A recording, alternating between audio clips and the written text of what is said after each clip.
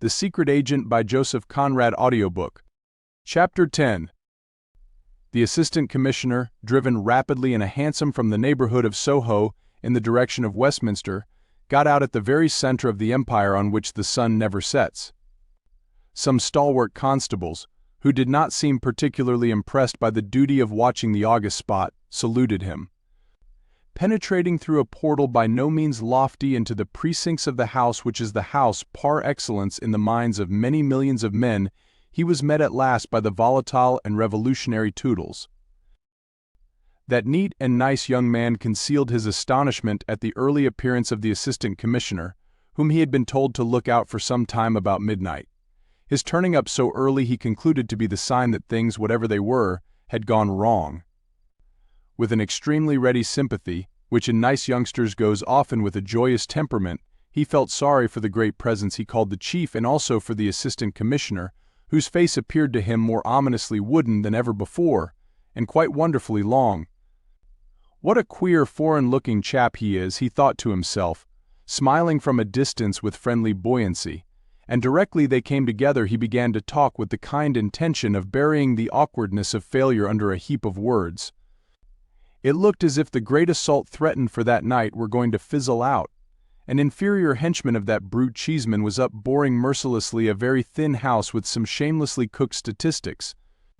He, Toodles, hoped he would bore them into a count-out every minute.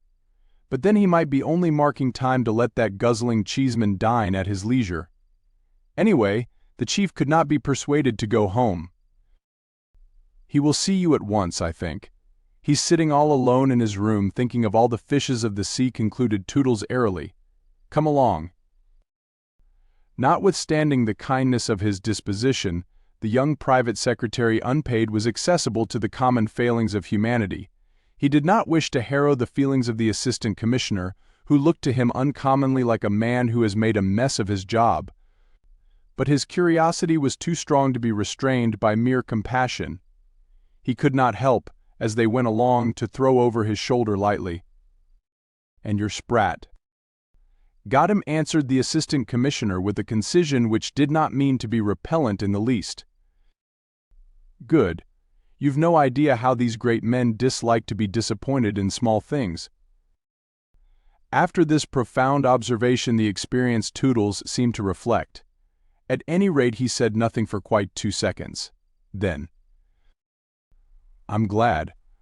But I say, is it really such a very small thing as you make it out?" "Do you know what may be done with a sprat?" the Assistant Commissioner asked in his turn. "He's sometimes put into a sardine box," chuckled Toodles, whose erudition on the subject of the fishing industry was fresh and, in comparison with his ignorance of all other industrial matters, immense. "There are sardine canneries on the Spanish coast which—" The Assistant Commissioner interrupted the apprentice statesman. Yes, but a sprat is also thrown away sometimes in order to catch a whale." "A whale!" "Phew!" exclaimed Toodles with bated breath. "You're after a whale, then?"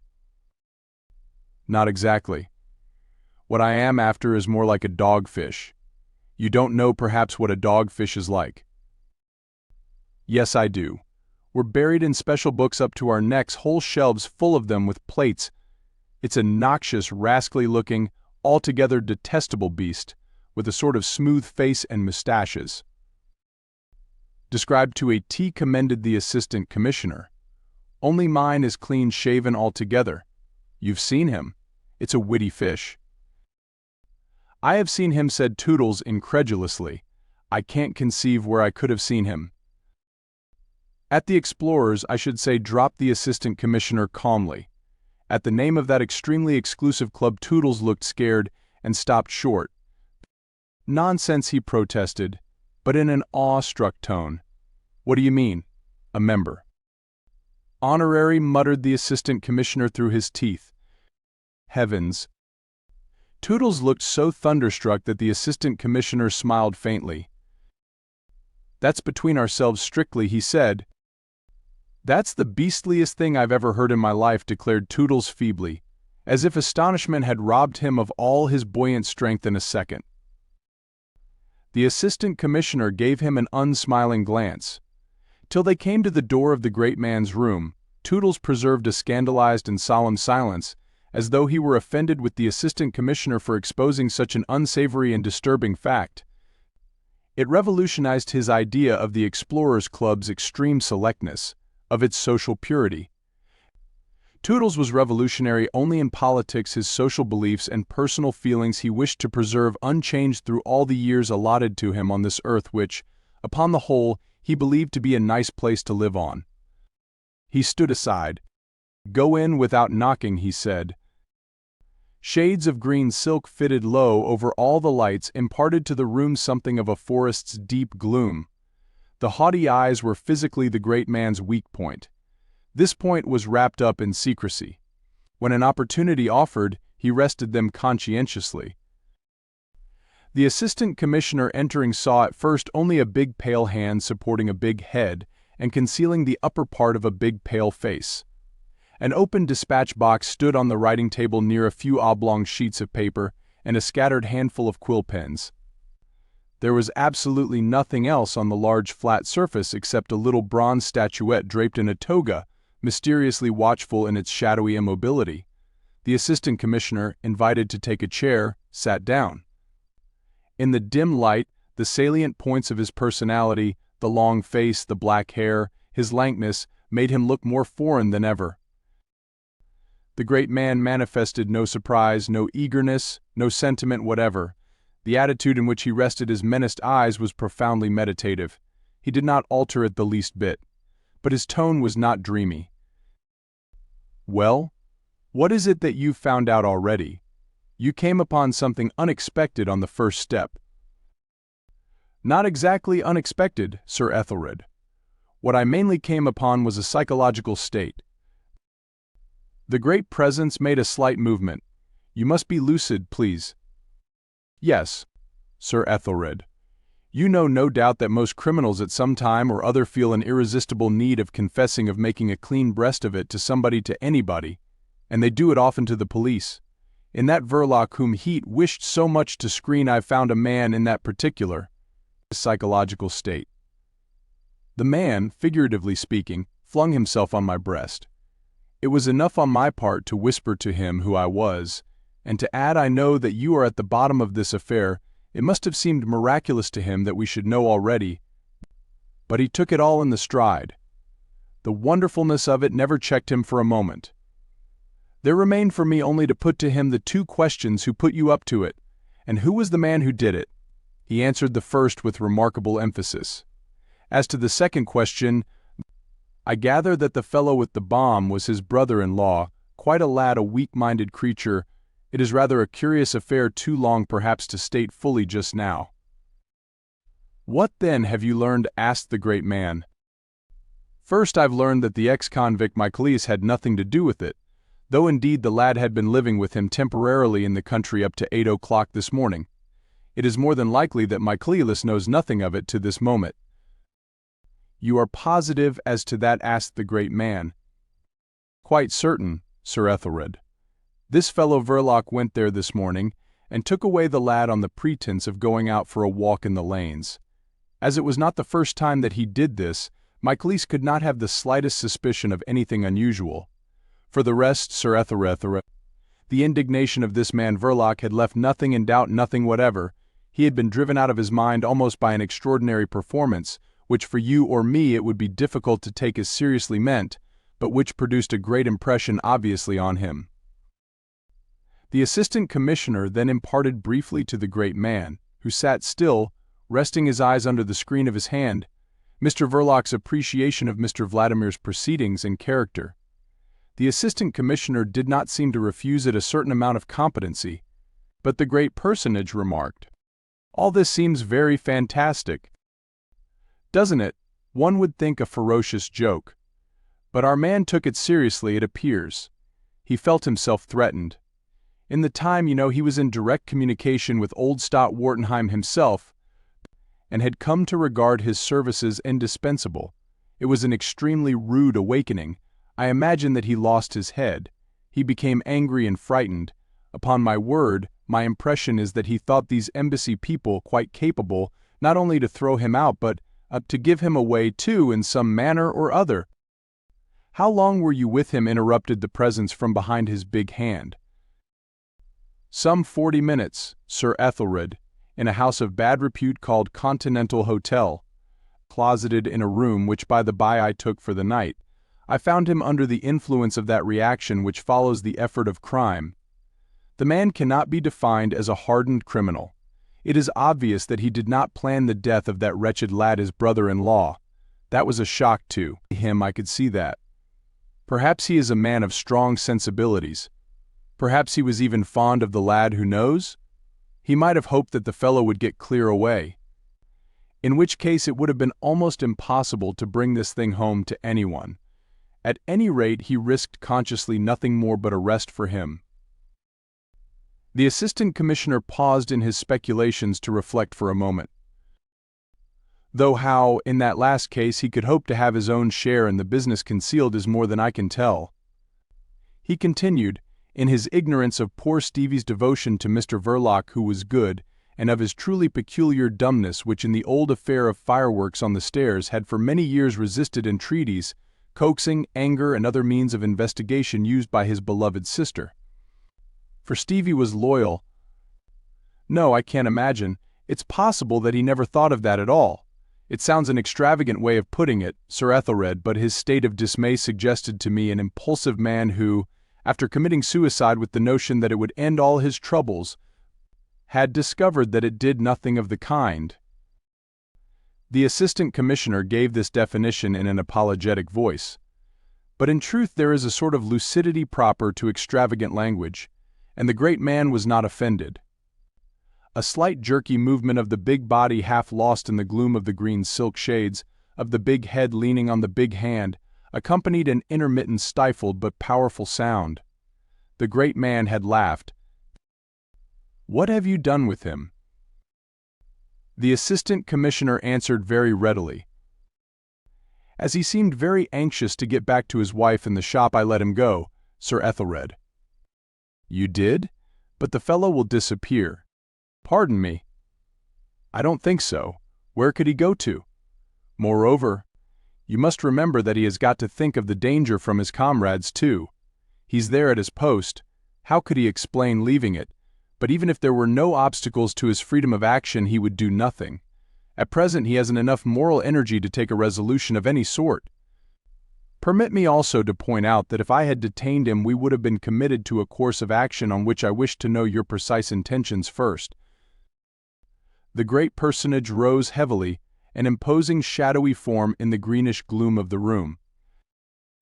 "I'll see the Attorney General tonight, and will send for you tomorrow morning. Is there anything more you'd wish to tell me now?" The Assistant Commissioner had stood up also, slender and flexible. "I think not, Sir Ethelred, unless I were to enter into details which—" "No details, please." The great shadowy form seemed to shrink away as if in physical dread of details, then came forward, expanded, enormous and weighty, offering a large hand. "And you say that this man has got a wife?" "Yes, Sir Ethelred," said the Assistant Commissioner, pressing deferentially the extended hand. "A genuine wife and a genuinely, respectably, marital relation. He told me that after his interview at the embassy he would have thrown everything up, would have tried to sell his shop and leave the country, only he felt certain that his wife would not even hear of going abroad. Nothing could be more characteristic of the respectable bond than that," went on, with a touch of grimness, the Assistant Commissioner, whose own wife too had refused to hear of going abroad. "Yes, a genuine wife. And the victim was a genuine brother-in-law. From a certain point of view we are here in the presence of a domestic drama." The Assistant Commissioner laughed a little, but the great man's thoughts seemed to have wandered far away, perhaps to the questions of his country's domestic policy, the battleground of his crusading valor against the Panem Cheeseman. The Assistant Commissioner withdrew quietly, unnoticed, as if already forgotten. He had his own crusading instincts.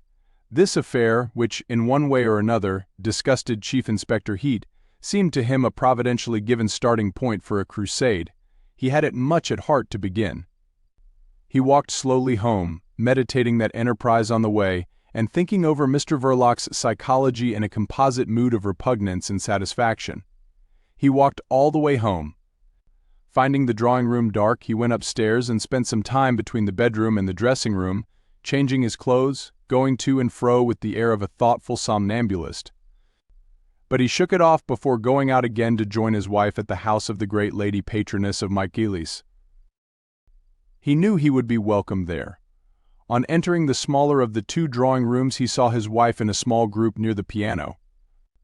A youngish composer in pass of becoming famous was discoursing from a music stool to two thick men whose backs looked old and three slender women whose backs looked young.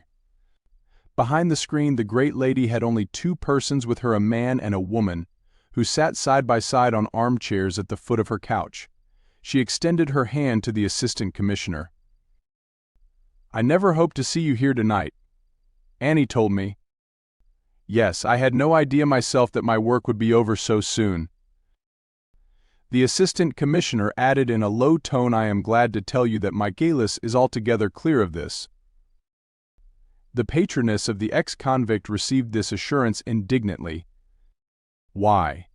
Were your people stupid enough to connect him with?" "Not stupid," interrupted the assistant commissioner, contradicting deferentially. "Clever enough, quite clever enough for that." A silence fell. The man at the foot of the couch had stopped speaking to the lady, and looked on with a faint smile. "I don't know whether you ever met before," said the great lady.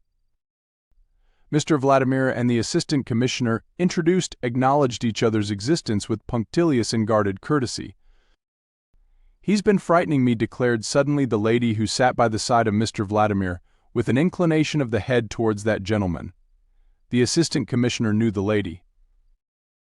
"You do not look frightened," he pronounced, after surveying her conscientiously with his tired and equable gaze. He was thinking meantime to himself that in this house one met everybody sooner or later. Mr. Vladimir's rosy countenance was wreathed in smiles because he was witty, but his eyes remained serious, like the eyes of convinced man. "Well, he tried to at least," amended the lady. "Force of habit, perhaps," said the assistant commissioner, moved by an irresistible inspiration. "He has been threatening society with all sorts of horrors," continued the lady, whose enunciation was caressing and slow, apropos of this explosion in Greenwich Park. "It appears we all ought to quake in our shoes at what's coming if those people are not suppressed all over the world. I had no idea this was such a grave affair." Mr. Vladimir, affecting not to listen, leaned towards the couch, talking amiably in subdued tones, but he heard the assistant commissioner say, "I've no doubt that Mr. Vladimir has a very precise notion of the true importance of this affair." Mr. Vladimir asked himself what that confounded and intrusive policeman was driving at. Descended from generations victimized by the instruments of an arbitrary power, he was racially, nationally, and individually afraid of the police. It was an inherited weakness, altogether independent of his judgment, of his reason, of his experience. He was born to it. But that sentiment, which resembled the irrational horror some people have of cats, did not stand in the way of his immense contempt for the English police. He finished the sentence addressed to the great lady, and turned slightly in his chair. "You mean that we have a great experience of these people. Yes, indeed, we suffer greatly from their activity, while you," Mr. Vladimir hesitated for a moment, in smiling perplexity, "while you suffer their presence gladly in your midst," he finished, displaying a dimple on each clean-shaven cheek. Then he added more gravely, "I may even say because you do." When Mr. Vladimir ceased speaking, the assistant commissioner lowered his glance, and the conversation dropped. Almost immediately afterwards, Mr. Vladimir took leave. Directly his back was turned on the couch, the assistant commissioner rose too. "I thought you were going to stay and take Annie home," said the lady patroness of Michaelis. "I find that I've yet a little work to do tonight. In connection—" "Well, yes, in a way.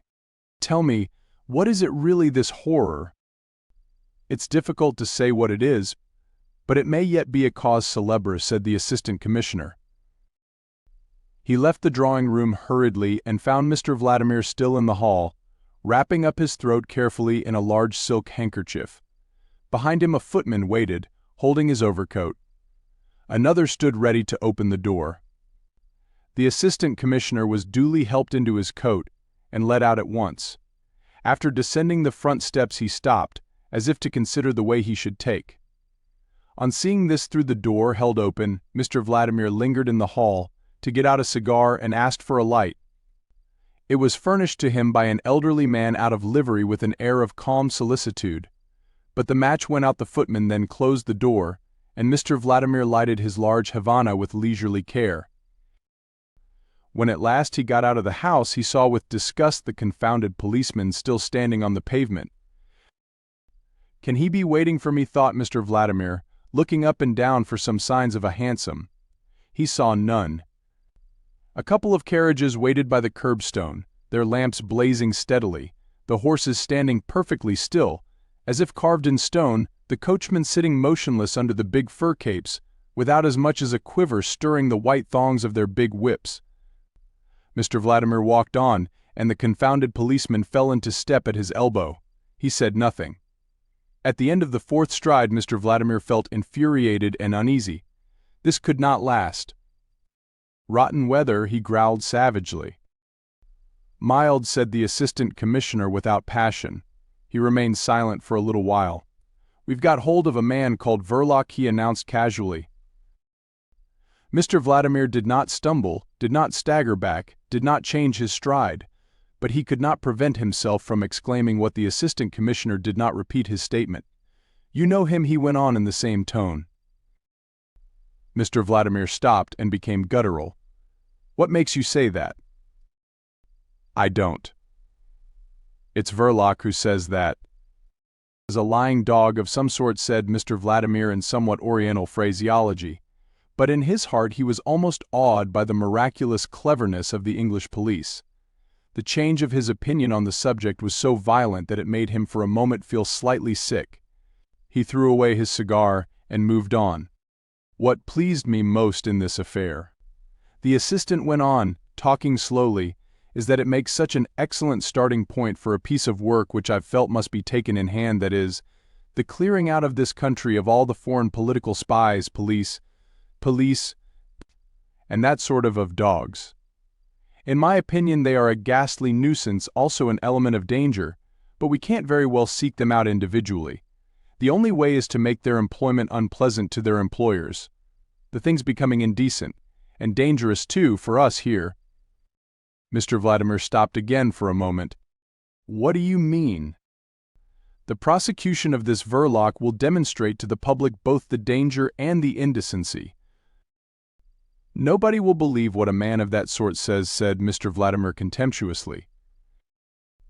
"The wealth and precision of detail will carry conviction to the great mass of the public," advanced the assistant commissioner gently. "So that is seriously what you mean to do?" "We've got the man, we have no choice." "You will be only feeding up the lying spirit of these revolutionary scoundrels," Mr. Vladimir protested. "What do you want to make a scandal for? From morality or what?" Mr. Vladimir's anxiety was obvious. The assistant commissioner, having ascertained in this way that there must be some truth in the summary statements of Mr. Verloc, said indifferently, "There's a practical side too. We have really enough to do to look after the genuine article. You can't say we are not effective, but we don't intend to let ourselves be bothered by shams under any pretext whatever." Mr. Vladimir's tone became lofty. "For my part, I can't share your view. It is selfish. My sentiments for my own country cannot be doubted, but I've always felt that we ought to be good Europeans. Besides, I mean governments and men." "Yes," said the assistant commissioner simply. "Only you look at Europe from its other end. But," he went on in a good-natured tone, "the foreign governments cannot complain of the inefficiency of our police. Look at this outrage, a case specially difficult to trace inasmuch as it was a sham. In less than 12 hours we have established the identity of a man literally blown to shreds, have found the organizer of the attempt, and have had a glimpse of the inciter behind him, and we could have gone further, only we stopped at the limits of our territory." "So this instructive crime was planned abroad," Mr. Vladimir said quickly. "You admit it was planned abroad?"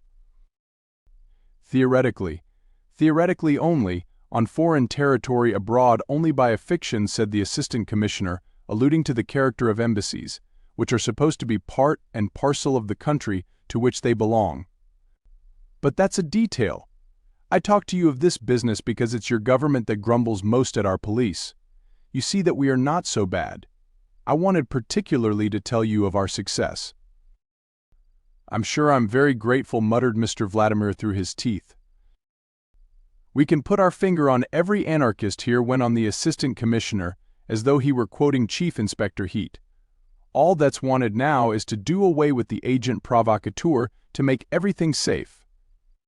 Mr. Vladimir held up his hand to a passing hansom. You're not going in here, remarked the assistant commissioner, looking at a building of noble proportions and hospitable aspect, with the light of a great hall falling through its glass doors on a broad flight of steps. But Mr. Vladimir, sitting, stony-eyed, inside the hansom, drove off without a word. The assistant commissioner himself did not turn into the noble building. It was the Explorers' Club. The thought passed through his mind that Mr. Vladimir, honorary member, would not be seen very often there in the future. He looked at his watch. It was only 10:30. He had had a very full evening,